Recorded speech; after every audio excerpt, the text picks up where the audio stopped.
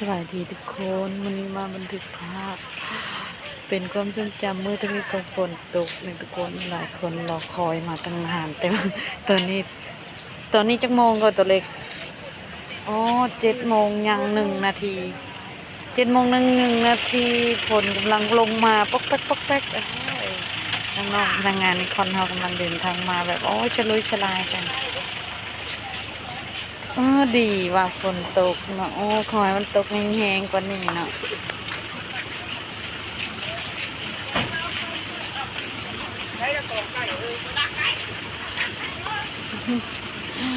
โอ้เจ้าได้ของอย่างมานะเอาขายนกบ่ฮะขายนกหรือขายไก่อ๋อไก่ง่วงน้อยเอาคือใส่ของมาไก่เป็นยังบ่ใส่ของใส่ยังเนาะไก่ยุ่งมันนี่ฮะฝนหาคือเด็ดที่รอฝนตกมันชึ่งบ่ตายดอกคันแดดคือแต่ละมื้อเจ้าตายอยู่ดอกตายค่ากล่องอยู่ดอกหายไม่แอนโอ้หัวน่ารักจังได้หมักแตงเพิ่นสิเอาหมักแตงอยู่บ่นี่ไก่น้อยไก่ง่วงน้อยเห็นปลาแห้งก็อยากปลาแห้งโอ้มื้อนี้รู้สึกดีแห้งเนาะฝนตกตกแล้วลมเย็น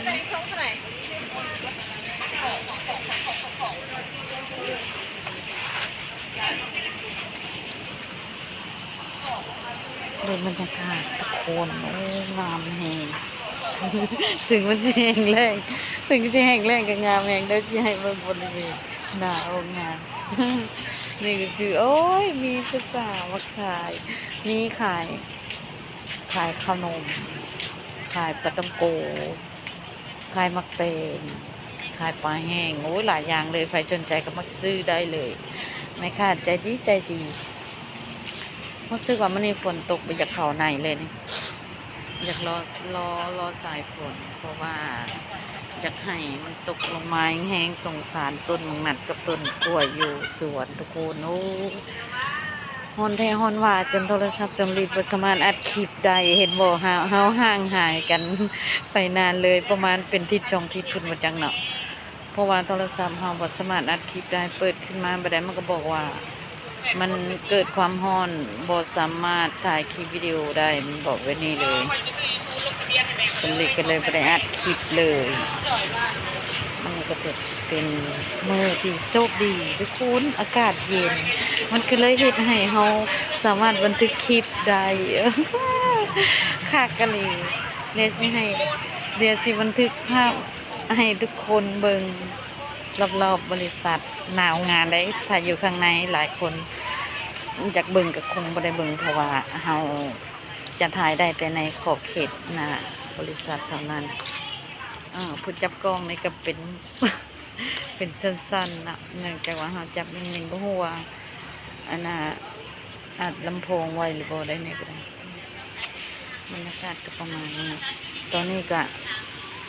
พนักงานในคอนเฮาก็ทยอยกันมาเรื่อยๆมาก็อาจจะบ่เห็นหลายเพราะว่ามาปุ๊บหลายคนก็เดินเข้าไปข้างในกินข้าวเลยก็เลยเห็นให้พนักงานบ่อั่งในหน้าห้องงานมันจะเห็นให้เหมือนบ่มีคนแต่ความจริงหลายแท้ได้ทุกคนตอนนี้รับพนักงานอยู่เด้อใครสนใจก็มาได้ ติดต่อมาหาสำเร็จก็ได้อันนี้เดี๋ยวสิกลับคืนเข้าไปทางข้างในเด้สำเร็จก็สิเข้าไปข้างในก่อน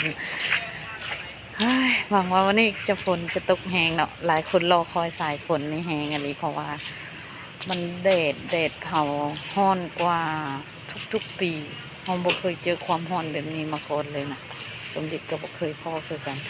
ถือว่าเป็นปีนี้เป็นปีที่แบบโอ้ทรหดอดทนแห้งอยู่ในสวนกับต้นไม้นี่ใหม่เลยแสงแดดมันใหม่โอเคนะทุกคนบ๊ายบายมาฮอนนี่กระจกเท่านี้โอ้ดิสิให้เบิ่งโอ้นี่ต้นมะม่วงไผ่กระบอกโมกระเจ้าก้านแต่เอามาให้โมแต่เบิ่งนี่เอามาฝากโมกระตะเพงอาการฮอนการเบี้ยไม่ออกไวแต่ทุกคนโอเคเนาะว้าวแล้วกระจกเท่านี้เลยบ๊ายบายขอให้ทุกคนมีความสุขในการใช้ชีวิตทุกวันขอให้ทุกๆวันเป็นวันที่ดีสำหรับทุกๆคนเด้อ